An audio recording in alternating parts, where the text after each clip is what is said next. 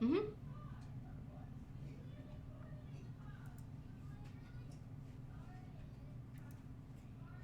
Hey, Duudettes! Are you excited about this Hello. game as I am? Yes, this is so great. So we're starting off the season for NGS, right? This is the first week. Exactly. I Um, think this is their first game. I'd have to double check, but I'm pretty sure it is because Crizo told me first time captain, first game, so I'm excited about that. It's my first time casting and hosting a cast, so it's a first for everybody. yes, the first co-casting, and I am so excited that I get to do it with you, Sil. So this will be a fun night of games. We are Division D West. Division D So West, yes. This should be really fun because I think I love this map because of all the ways you can play this map. The point control, the pushing on bot, if you get a chance to hold one side, could be really interesting to watch and see what they pick and draft into this map. Dragonshire is definitely one of the more challenging maps I feel personally for whenever I play with it. It's a question of how each team is going to manage the lanes. Are they going to go 1-1-3? Do they go 1-4? We'll see how it all works out. What kind of draft they're doing? Do they do crazy push draft and a crazy brawling draft? It's going to be fun to check it out. Exactly. What I'm interested in seeing on a map like that is, are they going to go for those spicy camp invades down bot to get value to push bot? Because bot usually is considered the win condition lane on this map, so should be pretty interesting to see what they do. And then to see if anyone drafts like a Lunara, or you could even put, as you know, Gazlo in the foreman, to better control that special triangle right in the middle of the map, the bushes that lead up to where you would capture the dragon. So we'll see if these people are all thinking about that. Do you have a name for that triangle? I mean, it's definitely a triangle of doom. It is the Triangle of Doom, the Bermuda Triangle of Death. No one returns if they Exactly. don't have vision of it. You just don't know what you're going to get when you step in there. So you got to do it with caution. So that's probably why I like a Lunara Wisp in there, to keep a good eye out. And, that's why you get your tank to sort of anchor those bushes. But it's also a great ganking opportunity because if the other team's rotating and you're all set up on one side, watch out. Exactly. I've seen many people die without having that bush anchored properly, whether it's from a tank or a Lunara Wisp. Exactly. I've seen you do it to others and I've seen it done to myself. So we'll be fair about it. All But right. Do you want to take a look at the map bands? sure, let's take a look. Okay. So we ended up on Dragonshire, which again, very kind of a brawly map, but with opportunities to push. It's actually kind of a very even map. So I'm curious to kind of better analyze what were they avoiding tonight. This is one of those maps that I feel like can snowball out of control if you're not careful with controlling your lanes and the pressure that you have in those lanes. Exactly. Wait, so what were our bans? So we have Sky Temple and BOE. So Sky Temple, very macro, one of the bigger side maps. So I can see that. I think even on the higher levels, they do ban Sky Temple often. Exactly. And then Cursed Hollow and Volskaya Foundry were also banned. I'm sad about Volskaya Foundry because it's one of my favorite ones, but I know that it's been taken out of Storm League. Am I remembering that correctly? Yeah, I feel like it's because we have less practice, but that Mm-hmm. does mean, is Warhead part of? No, Warhead's not part of it, but Warhead got put in and they took out Voltskaya, and I think without Voltskaya in rotation, people maybe not as accustomed to playing on it, so I understand that ban. Cursed, I think, is also the same lines as Sky Temple, like it's just kind of a big macro map. The BOE ban is definitely the brawl map, so they're avoiding a little bit of a brawl there. Yeah, I think also Volskaya is one of those snowbally maps too. Although the some of the strats that you might employ that you did before, such as taking out the top fountain, depending on where the point control is for objective, those were a big part of it. And now we don't have fountain sniping anymore, so sad. Yeah, I haven't played on that actually often either myself, and I remember playing it and it's like, whoa, can't take this little robot up top to get the well. There's no point. So what's the strategy there? And maybe that's part of the ban choice of just not fully understanding what's the best way to approach that map. So I respect that, absolutely. Or maybe they did that because look at the home team's name, Fountain Snipers. I love it. Oh, true. Oh, that's right. Oh, the Fountain Snipers. What will they do? The has-been Fountain Snipers. Can't do it anymore, guys. You gotta snipe the whole floor. All right, I'm going to go ahead and switch over to draft. Let's see what they're going to go for. Kind of point control, wave clear, maybe globals. I like seeing globals on this map. Absolutely. A Dahaka pick or ban would be Stukov. very effective. First ban. Go ahead. Sorry, go ahead. My No, bad. I was just gonna say I do know some players on one of the sides. I know Redface Beast has a nasty Kerrigan, which could be really useful here. Ooh, I've seen their Kerrigan before. It is nasty. Oh, and a ban out with Rhaegar. That's a meta ban. I feel like also Stukov is a very meta ban. His puddle makes it very difficult to go around. It does a lot of damage and can create a lot of lockdowns, so I understand that ban. Especially on a point control. Exactly, on the point control, but also in that deadly triangle in the middle of the map, it can really get people. So understand that. Oh, the Malthael band. Well, he got a rework, right? He did. He's been buffed, and from what I've seen, pretty strong. There's that global band right there with the Brightwing from Bull Moose Party. Or sorry, not Party. Oh, what a faux pas! This is the sister team, Bull Moose Rave. So my bad. Johanna first pick, which is such a strong hero to see it go through. So we got that. And Anduin and Falstad picked up on the side of Bull Moose Rave. So we do have one global. We won't see the light bomb combo with Johanna's falling swords because they split that. What shall they do? I'm waiting with anticipation. I always love it when teams let the timer run out. Makes it more exciting. Exactly. Ooh. Chromie and Lucio. Fancy. Normally we do see Crizzo on Lucio, but he's like, all right, you guys can try him out. I'll take the Anduin. Perhaps they're setting up for some kind of light bomb combo. We shall see. I like Lucio on this map. Helps with fast rotations, especially depending on how you do that split in mid lane.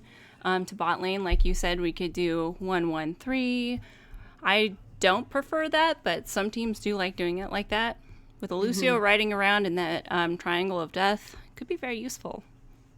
We see the Tychus ban on Bull Moose Rave side, so maybe we're going to see a Diablo. Diablo's very good on this map because of the point control that he becomes kind of like a mini boxing ring that he pushes you around.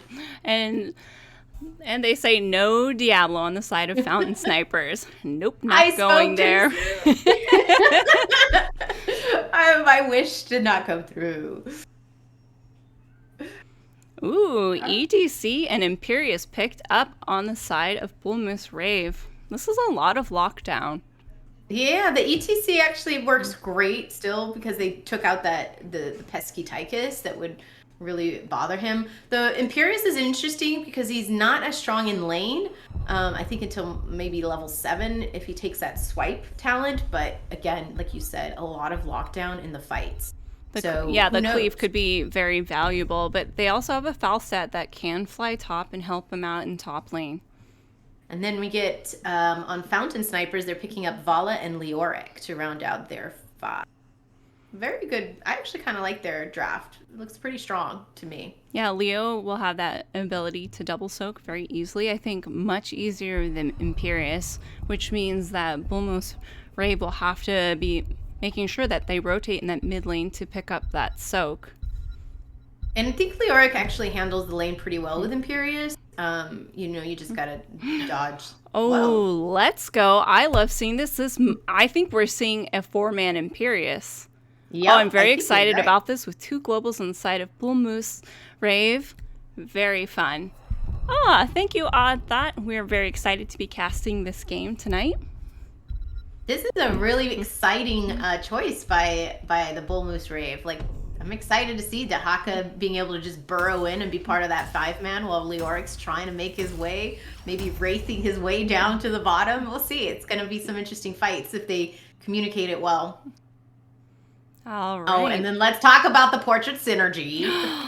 Love it. Oh my goodness. Nova on the side of Fountain Sniper. Love it.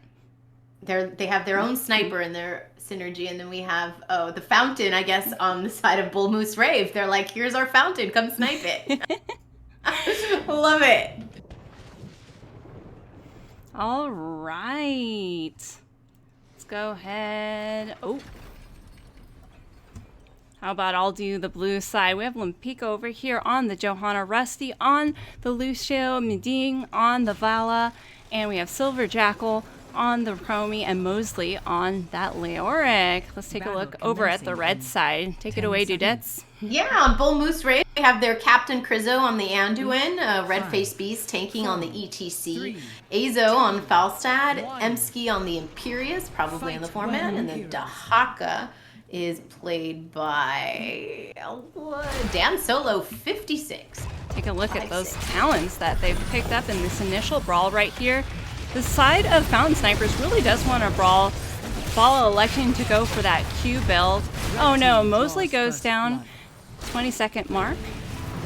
It was actually a really well done play. Red Face Beast was in that bush, he slid in, and Emsky was there to follow up with the stab, so they got double lockdown on them. He really had no chance, so very well done by the red team. All right, I like what I see down here. Johanna has already beat them on the rotation for that XP. She has a lot of escape, so she's pretty safe with that one, and the rest of her team is joining her now. So one thing to note is that we have both of the AA's quote-unquote heroes, Vala and Falstead, stacking their Qs.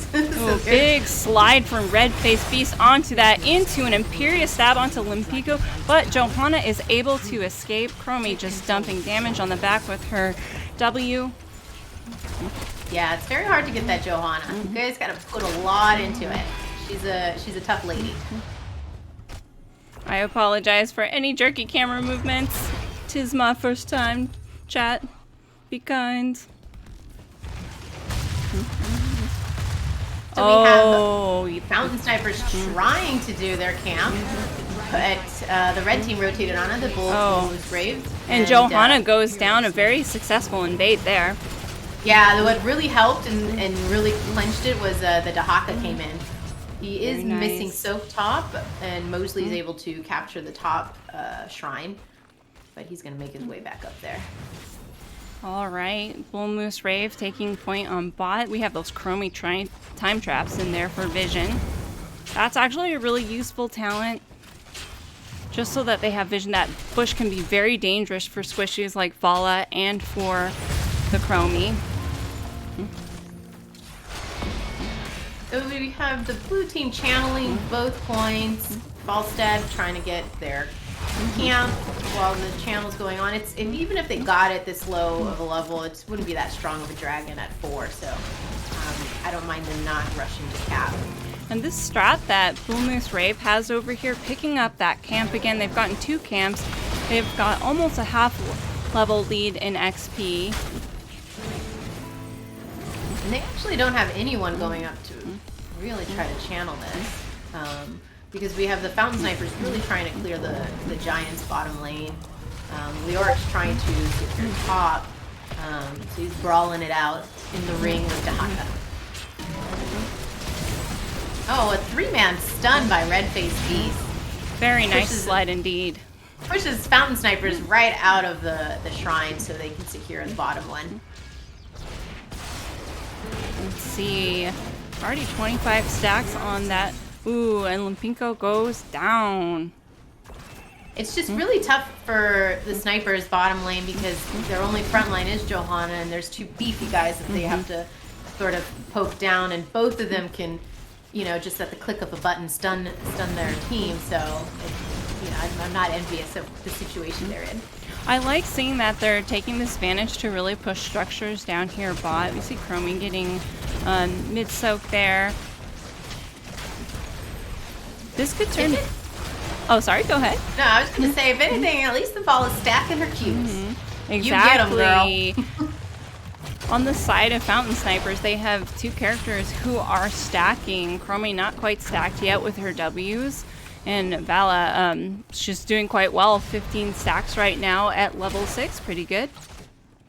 Yeah, if anything, we have two, they're both scaling teams. Like, we have the Falstad also scaling, but we have the Valen and Chromie scaling, so. Oh, very good unstoppable out by the Johanna to avoid the chastise by Krizzo on the Anduin.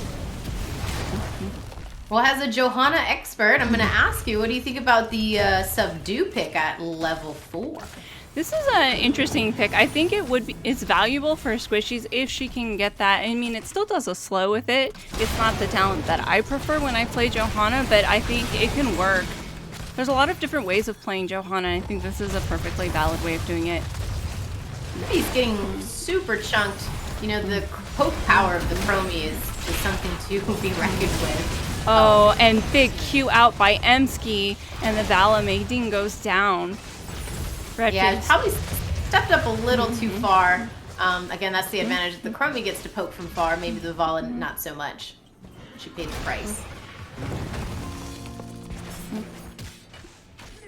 So the red team's going to secure bottom, and then looks like they're going to go ahead and get the bottom camp too. Yeah, free camp for them right now.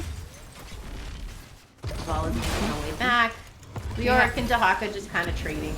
Yep, Dahaka taking back top. Leo getting the soak in mid. This is a very good pickup by the side of Bullmove's Rave. Now they can push this. I'm curious to see. They might elect not to cap, and I think that's the choice that I would make if I was playing here, is they're going to push down this bot structure, start creating that win condition for their team. Oh, go ahead. Sorry. No, it's good because what's happening also middle lane is Dahaka and Leoric soaking. Dahaka just soaking, and Leoric has to kind of stay there, not soaking top again, and not joining his team bottom because he's trying to prevent the dragon. Here's the snowball effect that I was talking about. We have 10s already on the side of Bullmove's Rave. But we had Falstad fly up middle, and then Dahaka went ahead and silenced the Leoric to zone out. Oh, amazing. It's actually a good play.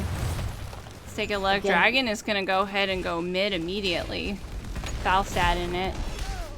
Rusty getting kicked away. Miding is thinking, yes, I want those stacks. She already has 21 stacks. That's pretty good for level 9. She's, according to Silver Arrow, the resident Vala expert that I know, 20 stacks, you're doing it. You're on task at that point at level 10.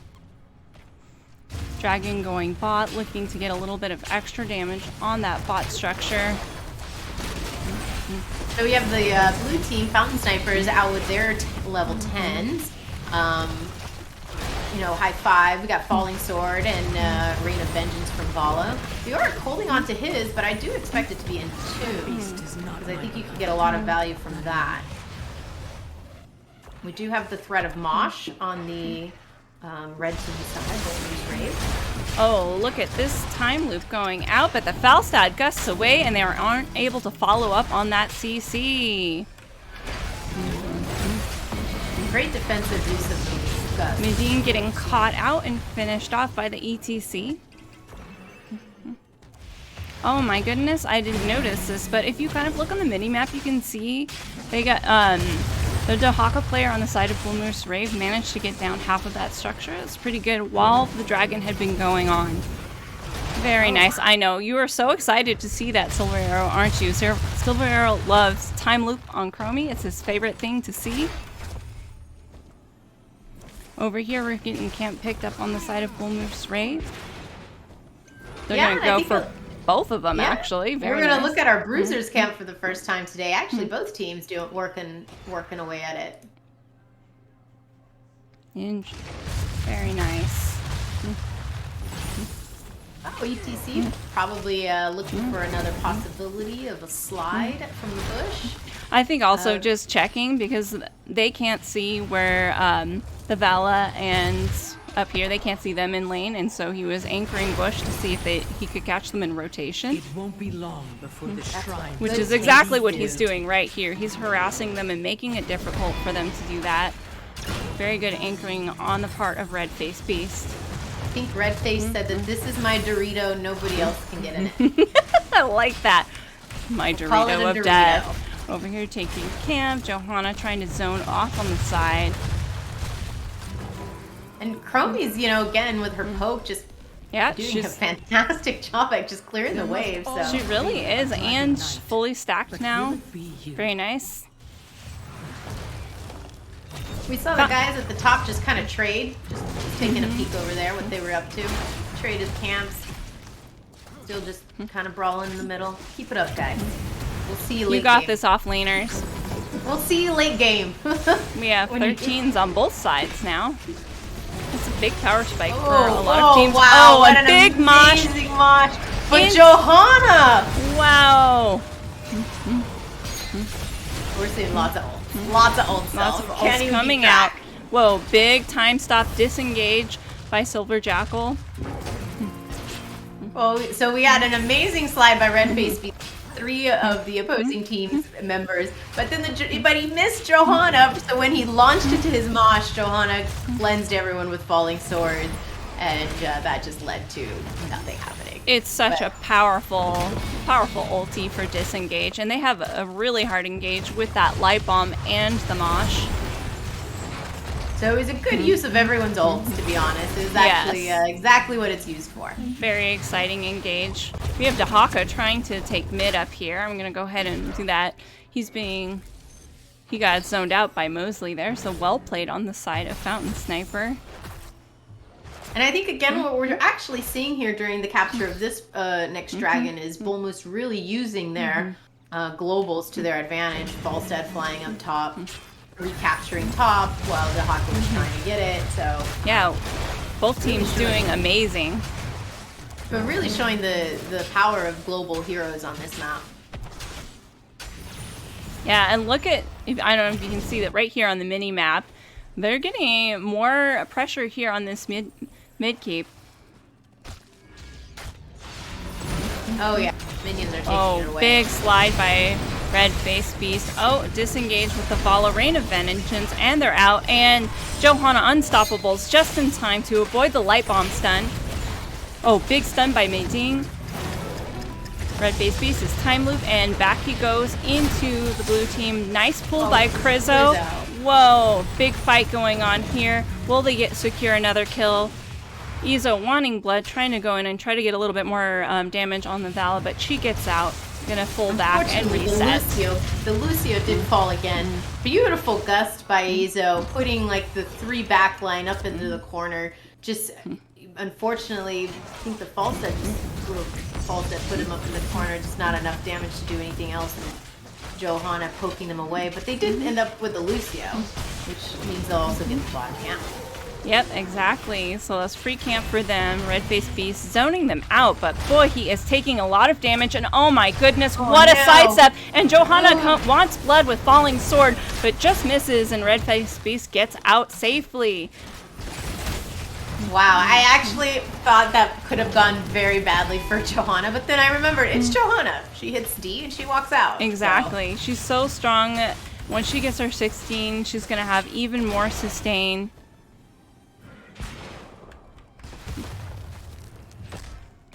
You see, Red Face Beast already checking their camp to see where they're at. And we have Fountain Snipers. Oh, they don't even want to recapture bottom. They look like they want all near the Dorito. The Dorito of Death. Maybe that's what we should rename it. The Dorito of Death. Oh, big engage onto the Johanna. Johanna getting stabbed out. Will she go down? And she does. Oh, the big mosh. light bomb and ulti. Oh, ooh, and the counter Vala. kill on the Falstad by the Vala. Oh my goodness. That was a lot. Nail That was a biting. good light bomb that literally thought it would take out the Lucio. Didn't. But Johanna put her skin on the line for him. Now we have Lucio getting stunned by Emsky on Imperius, and then doing the little dash out. Oh, Krizzo taking some damage in the back line. That's the power poke from Chromie. Yep. Gus was really well played trying to split the Vala from the rest of the team. Unfortunately for the Falstad, it just meant that he was going to die too. They're making a little low. Oh, very fancy queuing through the structure right there. This is exactly what I would do is once you get that snowball going, Johanna scouting this out. They want these so that they can get more pressure on bot and start chipping away at that bot keep. Yeah, absolutely. For me, on this map, I always feel like you win in bot lane. You have 3 camps to help push you Yep. up to the core. So, getting as much, presence in that bot lane, I think, is very powerful. So, looks like Fountain Sniper said, okay, well, we'll just start pushing top 2 and get bruisers. While they're busy clearing that, potentially this could have been taken down, but it is so low. Buying a little bit of space for them to finish this camp, start getting objective up top, and on bot. Bulmus also, they said, well, we'll counter your bruiser with our bruiser, and now we have the offlaner camps fighting it out again. Time loops out on the ETC, but and Johanna going in with Falling Sword, big condemn. Really great pull by Krizo. Basically avoided 2 stunning abilities on the ETC because it is an unstoppable when you're pulling your teammate out of danger. Oh, goodness. And light bomb going out again. Oh, is Rusty gonna get caught out? Does he escape? Falstad wants blood. He's chasing Rusty up here, and he's gonna let him go. Emski going down by the Vala. Let's see, are they gonna go for blood? They do have 20s. Oh, and a big pickup on the side of Fountain Snipers by a Chromie. See, you forget that Chromie is level 20, even if they are only level 19. Exactly. So, they probably weren't expecting the piercing sands to get them across the field. So, good pick off of the Chromie. Johanna Falling Sword in there and then decided, nope, gonna stay out of tower range. Exactly. Well, I actually would like to see them push a little harder here because we have 2 members of the Moose team down, which is the Imperius and the Falstad. And you might as well get some value out of this so you can get your 20s, matching 20s, and Love how sneaky Nadine was here taking that camp. Oh no, maybe a little bit out. Oh, with the Unstoppable coming out from the Lucio, and Nadine is saved. Rusty just earned himself a latte for saving He Havala did. right there. Wow. That's what I Very nice. And let's look here. Will Leo be able to pick it up? Nope. Auto attack from... Oh, and Entomb goes out onto that. That is an upgraded Entomb there. Zoning out the offlaners. Oh, big ults coming out. Oh, Rusty looking very low. Able to high five out, and then...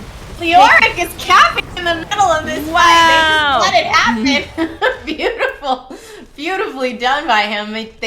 We're down 1 player on each side, so I guess it works out.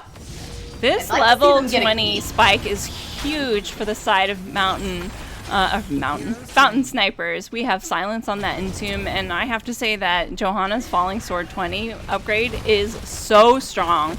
It's a killer. It heals, it stuns, it's amazing. It does a lot of damage. It's a playmaker. Look at this. They have win condition already bought just for one team fight. They can really try to get this right here. The Anduin's not up for another 40 seconds. That dragon looks mighty healthy. It does. Biggest damage, which is the Falstad, is down too. So I think this goes to the side of Fountain Snipers. And GG, well played on both teams. Very nice first game. Amazing. Looking forward to the next one. That was really exciting. I'm not gonna lie. That was very, very cool. That fight by the objective is what did it. So very amazing. Cool. I think it was the Leoric played it really well by silencing the Dahaka, hugely chunking out his health there, which allowed the Dahaka to basically get out of the fight and him to cap it while his team fought valiantly against the rest of the team of Bull Moose Rave. Look at this Chromie damage right here. Very nicely done. And the best part is she's got no deaths. So they never got to her. No death club. Amazing. Very well played by both teams. Yeah, they definitely had a lot of damage on the side of the Fountain Snipers. It's just always intimidating when you have 2 really big heroes that you have to go through, which is the Imperius and the ETC, but I'm glad they stuck to it, and that's what happens. You know that your team scales, and late game you can do it. Exactly. All right. Let's see if hopefully one of them message us about which. Hopefully. Hopefully. Or where they we post want it. to go next. So what happens here is that Bull Moose Rave picks where we go next, or they pick first pick. Is that how it works? Okay. I believe so. So we'll go back to the map ban. I will be back one moment. Let's see what they want to do here. That was a very exciting game. I think that map is particularly difficult because one team fight, like we saw, was able to secure the win. Mm-hmm. Absolutely. And that's all it takes is just like you win the right team fight. All right, let me see if I can go ahead and Fountain Sniper 1. And they are taking us to Towers of Doom. Ooh, that's a favorite of mine. I love towers. Anything can happen, just like we just saw. Exactly. But most so on towers, I think it's definitely you can come back from 1 to like 30. I've seen it done before. So very cool. And again, it's a map where there's a very clear strategy, and I think we might see a very similar draft to what we just saw because it's a little bit run the same way. Yeah. We have a double soaking off laner. Leoric is great for that. Dahak is amazing for that. And then you have a strong 4-man, which I think both of them sort of had that. Exactly. There we go. I updated the map. So let them know that the lobby is up and we are in. We are ready on this side. Caster's ready. But of course, we might see some global bans now from the side of Fountain Snipers because I think the global aspect of Bull Moose Rave really helped them secure a lot of opportunities on that map on Dragonshire. So it did. They had a really strong early fight. Unfortunately, some of the scaling that Fountain Snipers was able to do just help them secure those last kills and let them push to win. Especially that cheeky take of the dragon by Mosley on that Leoric. Absolutely. Honestly, I think that take was really that was my favorite. He was like, he's channeling. Hello? He's channeling, team. But it's also a huge credit to his team because it kept the Red Face Beast, it kept Crizzo and the Falstad, everyone busy while he was just, sneaking that in. So it was great. Absolutely space created, right? Absolutely. And I think it was because there was a huge Johanna ult that came out. And again, like you said, it's an amazing talent at 20. And the cleansing and healing is it's ridiculous. And the resets, it's so strong.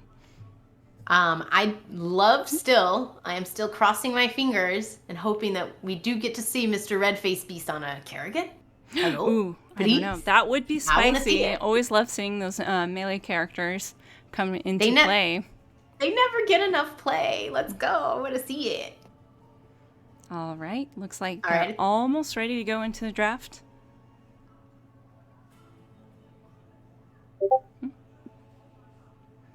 Very, very cool. Ooh, what kind of spicy picks would you like to see on this map? Well, definitely the Kerrigan, I think, 100%. Although Red-Faced Beast was actually an incredible ETC. I think he played that extremely well. Lurking in the bushes and doing all the interruptions and stunning from there. So I think that's what I would want to see. First ban? Right no Stukov. They say no to the Russians, no thank you to puddles and silences there. It took them 2 seconds to ban that guy. It was like that fast. Yeah. Out of there like that. I feel the same way, Meding. I feel the same way. Oh, and they said no to that Chromie. Well, Rusty, I guess, really impressed them with the Chromie, so they said, nope, not again, please.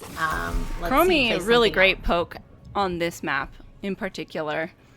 Malthael ban out of the Fountain Snipers, again, a great double soaker. So exactly. And he got reworked. He's doing a lot more damage, so it makes sense.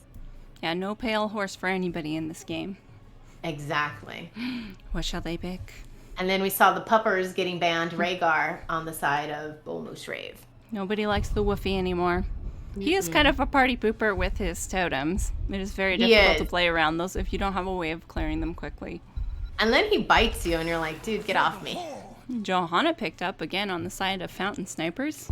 Oh, I think that's a huge gift because Lompico did amazing with the Johanna. You know, when you're a tank, you're taking a lot of damage. He did it. He did it valiantly. He was like, I'll do it, team.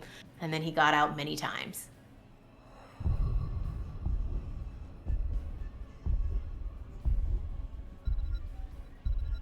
I know, Silvero, it is sad to see it banned. Oh, and Redface Beast picks up the Diablo and Ezo on that Tychus. And I think that's probably what they wanted to do last match was a Diablo Tychus. Or, yeah, well, they banned Tychus. Yeah, they banned Tychus, so... So that's probably their thinking is that they didn't want to draft Diablo into Tychus. And so Tychus would have ruined the ETC, to be honest. ETC a little bit squishy. Yeah, exactly. Brightwing being picked up. We see Rusty on the Brightwing this time around, and Mosley again on the Leoric because you know he did win the game last match. He did. Unless they're gonna do the old switcheroo, I'm not sure how they're doing. A Mephisto ban. That I'm wondering if that they're either going really heavy frontline or that is a targeted ban. Yeah, that's definitely an unexpected ban. I agree, Silver Arrow. I think Diablo is definitely rough into a Johanna.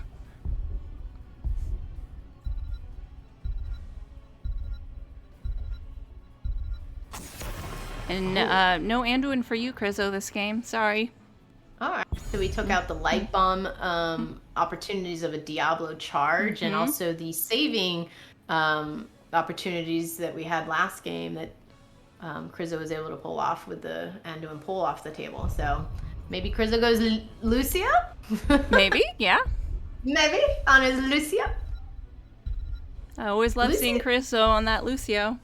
Lucio and Diablo is actually a pretty good combo because he can definitely help boost him up there. Let's go. We have an off-lane Blaze this time. So we see Lucio picked up by Krizo and the Blaze. I think the Blaze can sow very well, but I don't think he's as fast as the Leoric to double sow. So Dan might be a little bit behind on the rotations, but in the fights, he's going to be so incredibly vital. Yeah, he'll provide another way of engage, or either flanking and zoning out while they split up the members of Fountain Snipers. Ooh, Meding on Orphea and Silver Jackal on the Sylvanas. Now, do we see them cheese one of the lanes right out the gate? Because that's usually what people do with the Sylvanas, since you have that dark arrow that you can shoot out and disable the towers. Don't you feel like because their team name is Fountain Snipers that they're obligated to do this if they pick up Sylvanas? They have to at least get a tower, right? I think they are, but Orphea is very difficult to siege with, as you know. But yes. We have Bull Moose Rave picking up the Lunara, which is a fun hero to play, I think, and lots of damage. I think that we're going to see Mosley take that Entomb, and we're going to see Entomb and Bathwater combo from Orphea again. What? Yeah. Oh my goodness. Please, I want to see it. I want to see it. Mosley didn't join too many fights last match. I really am hoping he does this time, and we do get to see that amazing combo. All right. Which makes me wonder if maybe we'll see Lightning Breath to counter it. You know, you just breathe all over them every time you see them pop the... Yes? The Entomb. That would be exciting, except he's still taking damage. Can go down if he doesn't get enough heals. All right. Heroes. Ooh, I love the dancing ghosties. All right, over here on the side of blue, we have Meding on the Orphea, Rusty on that Brightwing, Lompico again on the Johanna. I like his money mount, that is money, and Silver Jackal on the Sylvanas. Mosley again on that Leo. Let's take a look on the side of the red side. So we have Krizo on his Lucio, Red-Face Beast on the Diablo, Ezo on the Tychus, Emski with the Lunara, and Dan Solo 56 with his Blades. Ooh, I love how you said that. 56. 56. You gotta say the whole name. Take a look at those talents right here. Oh, great stun right off the bat from Red Face Beast. Lamco just standing right next to that wall. Ooh, big Oh, damage Dan. coming out on Dan Dan Solo. Will he go blocked. down? Yes, he does. He got body blocked. He tried to follow up his fearless tank and it got a little stuck behind a bunch of blue team. I think that was some good body blocking done on the side of Fountain Snipers. So Dan is already working on this. Let's see. Johanna trying to interrupt the rotation, but it was really just Diablo and Lucio. And Lucio just skirts around, so. There's that cheeky wisp that you'd been talking about. Yeah, definitely using this wisp to your advantage. Miding's like, nope. Orphea looking for that camp immediately. That makes sense, but people out here by themselves. Yeah, Emski actually at Lunara moving up to cover middle lane. Might be a little bit of that problem that I was saying that Blaze a little slow to double soak, so teammates helping him out. Plus, he had to walk back into the lane. Oh, look at this engage over here coming out by the Diablo, and Oh, are they and gonna get Dan's joining too. He's like, oh, it's a party down here. Why not? I'll be a part of it. Prizzo's super low though, getting out with just 30 health. Dan's not wanting to give it up. And they Johanna, will she go down? Yes, she does go down, I think with a Tychus grenade and successful invade by the side of Bull Moose Rave. I'll just say that was Dan's way of saying, sorry guys, I died right off the bat, but let's go down here, get 2 kills and a camp. All right, back to my job. So we see him back to double soaking. We see the rest of the team of Bull Moose taking their camp while Tychus just pokes away bottom. He had to give a little bit of love. Look, they got that sidewall down and half that tower. It's good value already so early in the game. Yes, I feel like those sappers just decided that wall was way more important than that tower and went right for the wall instead. Sometimes the sappers just don't know what's important in the game. Yeah, I agree. Great rotation there.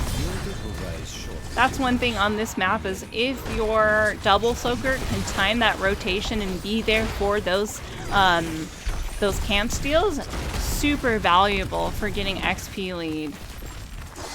Yeah, they were fortunate because when they were invading, that he was already in the middle lane. It was an easy rotation for him, so it's one of those things to always just be aware of when you're doing camp. Big Orphea damage there coming out. Will they be able to finish any of them? Silver Jackal also poking the living daylights out of the Diablo. Yeah, lots of damage coming out there. So they're trading the top towers. Let's see if we're going to actually brawl it out here bottom. Well, Red Face Beast is in a lot of trouble, in my opinion. But he gets out. Oh, they were merciful. I think they're definitely well zoned out. Good job on Fountain Sniper's side. We have all 5 members from both teams down here brawling out for this first bottom tower. Rusty trying to get the channel while his team zones them out here and putting a little bit of pressure. There's black arrows. That's the value of having Sylvanas on any map. That's what makes her so strong, is to be able to shut those towers off. And they do secure that bot objective. I love it because it was almost like the Sylvanas' way of saying, don't even come back out here. We will kill you. Look, I've already taken out your tower. Oh, and Red Face Beast wants blood on Mosley, and they do secure the kill with Tychus, taking him out. That's actually a really smart rotation from the 4-man. You know, Blaze was on his way up anyway. And why not try to get your level 7 by just killing the offlaner who's by himself? Exactly, and I do have to give a shout out to the Blaze because I don't know if you caught it. I saw that they had a little bit of right here. He had thrown out one of his oil slicks to help stop that rotation by the Leo. Well, another invasion by Bull Moose, and they took the camp again from the clutches of Fountain Sniper. They said, you channeled bot, we'll just take your camp. And actually, really good work by the Sylvanas, just, you know, stopping the camp from even moving and killing them right away. I think they only got 1 sapper on that top tower. Done. So, good play by them. It's unfortunate they lost the camp, but they didn't lose a wall. A full wall. You know, Arco, about the name of Fountain Snipers, I kind of love it. But I have to ask later if they chose that name before or they just did it because it's one of those trolly meta things to do. I'm very curious about that. We had a lot of ARAM fighting in the bottom by our four-mans, and now we're trying to rotate top to secure the two top shrines. Yep. Offlaners didn't start it right away. I think the Leoric wasn't sure what was happening. All right. Start his, but We're just trading objectives, and I think that's smart. Red side, they have an XP lead right now. They want to get to 10 first, and so rather than risking a pre-10 fight, they just take their own objective. yeah, and I think the Fountain Snipers did a good job also interrupting the rotation. So you know, Exactly. it was almost like a gentleman's agreement. They said, "You take yours, we'll take ours. Let's continue on to 10." All right. And then Bull Moose getting again their camps, so they've gotten 4 camps total bottom, which Ooh. got them to 10. We were right about picking up that Lightning Breath by Red Face Beast. He's going full lightning build, and I actually think this is a good idea because they do have a lot of spell damage there, and you took the spell shield at 1, which I think is a smart pick into this team. On the Lucio, with Orphea trying to get him in the class. Lots of ults out, and Kriza goes down from Miding. Oh, Miding wants blood. She gets the Tychus kill as well. Will she get... Oh, 3 go down. This is a big pickup on the side of Fountain Snipers. Oh my goodness, Fountain Snipers getting their 10s and then cleaning the aisle bottom. Wow, amazing. And I like what I'm seeing. They're going to go ahead and try to take this bot just so that they can have more shots when they channel objective. But we do have the side of Bull Moose Rave coming up soon. Lunara's almost up. Will they be able to defend this? And it's quite possible that they can. Yeah, but I think regardless, even if Fountain Snipers loses any of these, they're actually going to get fewer shots on their core in the end. So it's still a really strong and smart decision. Oh, big Entomb. Will we see the backwater? Oh, nope. Dan with No. counter with his bunker. He said bunker party. No So kill smart. for you. Unfortunately, if they do get to 20 and he takes that silence, which I assume he will, then he won't be able to drop bunker anymore. You see the Orphea ult come out and just clamp down the Diablo. On top of that, he also had to deal with the Johanna ult on him, so it was a lot of stuff happening with falling from the skies for him. Thankfully, Izo and his Tychus got out alive. Oh, but I missed that. I did not see what happened, but Dan. He really wanted to interrupt something, I think. All right. So we're gonna see Fountain Snipers try to hold on to the bottom keep, which tends to be the strategy down here. But Izo with his big giant. This is the part of the map that you really want to control because you have that potential with all of those sapper camps to get in extra points if you can walk them in. I know. Super Jackal just missed the mind control on the Odin would have been clutch here. Oh no! And Lightning Breath coming out, trying to get that Orphea kill, but not quite enough damage to finish her off. They're fighting definitely a lot far away from that keep, which could be to their disadvantage unless they could really secure a kill here. Wow. They're using a lot of ults to do. The Bull Moose team really looking low on the side, but doing a good job defending those sappers from walking in. Looks like Fountain Snipers are going to reset, which I think is smart because right now they have that XP lead. They're up on shots. Ooh, are we going to see something sneaky over here, Rusty?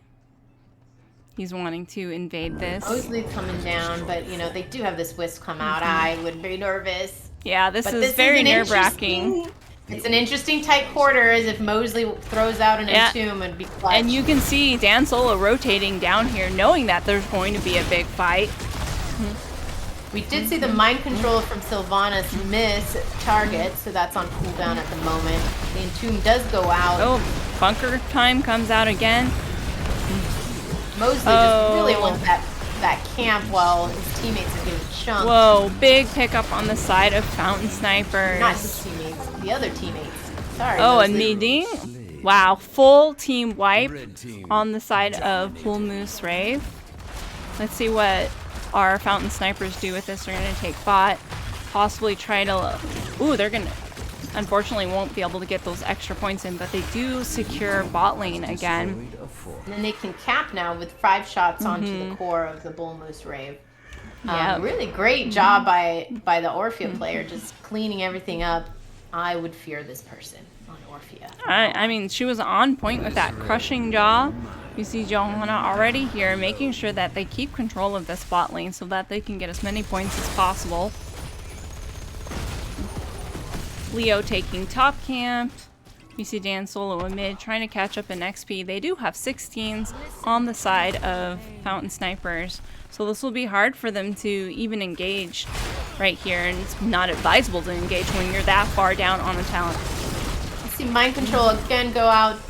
Not quite connecting with its target. Yeah. It's a short cooldown, so... It really is, so it's almost not even that big of a problem when it does go out like that. Yeah, Silver Arrow made a comment in chat about sad that there's no bathwater combo. But I have to say, Meding is very comfortable of throwing out that crushing jaw without having any kind of tank CC. I just saw him do that to poor Emsky in the last fight. I think he's doing a great job. He's got 8 kills so far, so maybe his crushing jaw is a little bit better than his bathwater.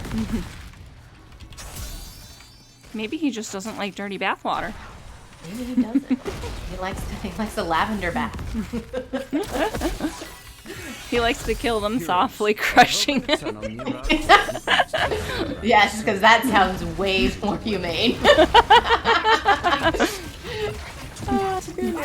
Dan and Mosley just brawling it out there. Like, never mind, I got out. Peace. Sylvanas doing Sylvanas things, picking up their own camp. They're here zoning this out so that they can watch it. Mind Control. And yes, and it does connect. Does he go down? And yes, he does. What a great combo that they just did. Mind Control, very crushing well job, done. Johanna, and then even the Emerald win, which is not my favorite to pick, but pushing that one member of the team of Bull Moose out away from the rest of his teammates to get, Yeah, I think they got a lot of value out of the Emerald wins. Very well done on the side of Fountain Snipers. I think that's it. And this is game. I did not pay attention.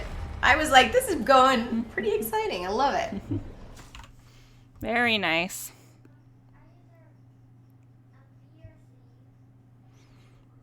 Great job on both teams, really. Just incredibly competitive gaming. I loved it. I loved how aggressive they were in early game, camp steals, those kinds of things. Very nice to see.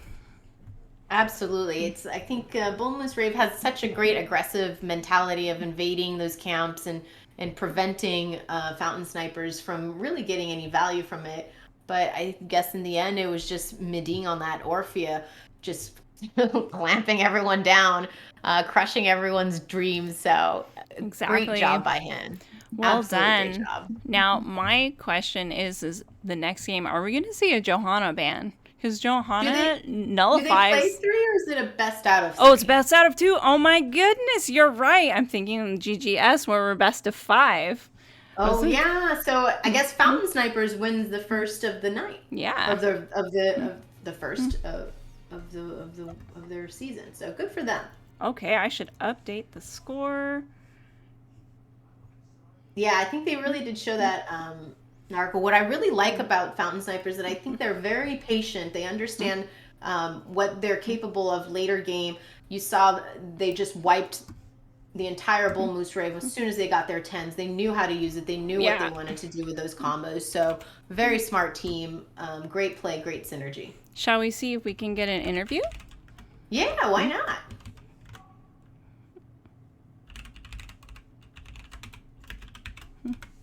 Why not? I'll see if we want to pop over to one of the open lobbies. I'd love to chat with them to see what their strat was. Mm-hmm. Who do we get to chat with? Yeah, be exciting. Yeah. Just one of the coin toss lobbies? Yeah, oh, if they send one here, they should be able to, because I think we can have 3. Oh, Silver Jackal said, "Be right there." We can go to it. Let's go over to one of the lobbies. Oh, Never welcome. mind. How's it going? Well played. Well played. Oh, there's a cap on this one too. We have a couple people joining us. Oh, we get more than one? This is so exciting. Let's go to one of the open lobbies because, like you said before, I think only 3 people can Yeah, it's be a cap in of 3. Yeah, I'll join you guys. I'll hop in wherever you join. Okay, let's go up to lobby 1, Duudettes.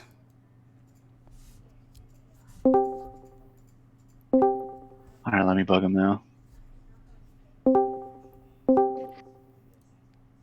Hello. Hello. Getting the whole crew? Or, oh no, we're short. We're missing Lampico. He's a rebel. Oh, I see. A little shy. Well, congratulations, you guys, on really just like impressive wins. Really very cool victories in both of them. My first question, because I'm not really that familiar with this division, I don't play NGS that much, but how long have you guys have been a team like this core 5? It felt like it was for a while. For like 2 weeks. Yeah, no way. Actually, so Mosley, me, and Rusty, we were all on a Div E team last season, and we moved up and we changed up the roster a little bit and got 2 great new additions, Silver and Lampico, and yeah, we came together in like the last couple of weeks of this, like the off season, and worked out really well for us. Really put in nonstop 800 hours of gameplay together because the synergy that you guys had on your ults was really impressive. Oh, well, really not in game 1. We just weren't playing our comp right. We knew what we were doing. We fixed it. It's nice of you to say that because we were just panicking the whole time and running around screaming. Exactly. Yeah. That was just Rusty. We just muted him. Oh, okay. Well played. That's why it went so well. That level 20 spike in that first game, I think, really helped secure that win in that game. Was there a strat in particular that you had in mind? What did you feel went really well? Yeah, we did have a strat in particular, and then they banned it out. So we scrambled to pick up some new heroes in that first draft. And then we just kind of realized, like halfway through the game, that we just needed to poke them out more and not try and push in on them. Just let them come into our poke and try and win fights that way. Really nice pivot then. Nicely done. I'm guessing, because that was one of the bans on their side, and Rusty picked it up the second game. Rusty, you're very brave for going Emerald Win, because that's definitely not the preferred talent from what I see in the higher elos, but I saw you use it very, very well, so good job on that. Thanks. Yeah, I catch flack for that all the time. Is it from He's your up team there as to well? prove him wrong. It comes from our old coach Himo Santiago, and I don't know. I just do whatever because I hear some of it on both sides, so that's the one I'm comfortable with. Well, it really helped to get some kills, so it worked out in the end. Yeah, I saw a lot of value coming out of it, so nicely done. All right, I'll tell Himo. Rub it in their face. You guys have any shout-outs that you want to do for the stream? Yeah. I'll shout out a couple of my friends watching. Odd, Allie, thank you for watching. I can't remember who else is watching. I apologize. Shout out to you guys for casting. We always appreciate getting a cast. It makes it a lot more fun. Shout out to NGS for setting this whole thing up. Otherwise, we'd just be hating life, trying to Storm League and Quick Match, which is always awful. Oh, I feel you and on that shout one. out to and shout out to Bull Moose. It was good games. Yeah, for sure. GG's. I'd only add a shout out to Himo. He is our guiding light and our mentor on the hill. We go to him to advice for time to time. I'm sure he's watching as well. Well, now you have a good thing to say. Hey, look, Emerald Win worked out here for us this time. I was going to ask Meding, so no dirty bathwater for you. You like the crushing jaws instead, eh? No, yeah. Someone said at the start of that game, CC's wins games, so, and that's what I'm more comfortable on. They had some really tanky people, so yeah. I mean, it really worked out in your favor. You were able to land them. That can be a very difficult ult to hit without the proper CC, but I saw you land it cold, so well done. Yeah, it was a good setup for Silver Jackal when he put out his mind control When it landed, it was good. Yeah, I missed one or two. Yeah, no, one or two. We'll say that. Nice try. It was great though. Good stuff. Good stuff, guys. Both of you, or all of you, really. Like even Mosley capping that dragon while the team was brawling. I was like, wait, hello, he's doing this, guys. Yeah, we're like, can you get it? That was a sneaky one right there. It was really super sneaky. But, it was paid off by your brawling with the Dahaka, using your Entomb that silenced him and getting him to really low health, so he was out of the fight. So you really did that well. And I'm glad you guys really stuck with it that first game, because they had such a good push on you early game, and you guys were able to secure that late dragon and win the game. Yeah, thank you. Awesome. Good job, guys. Thanks. Very nice. And super excited to see the rest of the season. Hopefully you can pick up a cast again with you guys. That was fun. Heck Yeah, yeah. definitely. Thanks a lot for the cast. All right. GG, you guys. Yeah, Have thanks a a good lot. night. All Do we right. want to go back to Yeah, we can go back to our our lobby? lobby and go ahead and say hello to Vel. Oh, I've got to turn on my camera again. Let's see. Make sure that. Hey, Val. Thank you, everybody who came out. If you're still hanging around, we really appreciate listening to us. Hopefully it wasn't too jerky, the camera motion. It was our first time. And Duudettes, thank you. Thank you again for co-casting with me. That was super fun. It was super fun. I loved it. I honestly loved how exciting these games were. I think, we'll get better at calling out all the madness. I just get excited when I was like, whoa, oh my God, the Diablo's in the jaw. And then I think there's a gust. And so I'm the worst at calling the exact play-by-plays, but I recognize the incredible coordination on the sides of both teams. So it was fun to watch. Well done by everybody. And I think this is where we bid you adieu. All right. Have a good night. All right. Thank Good you, night. Sil. Thank you for stopping in. Good night.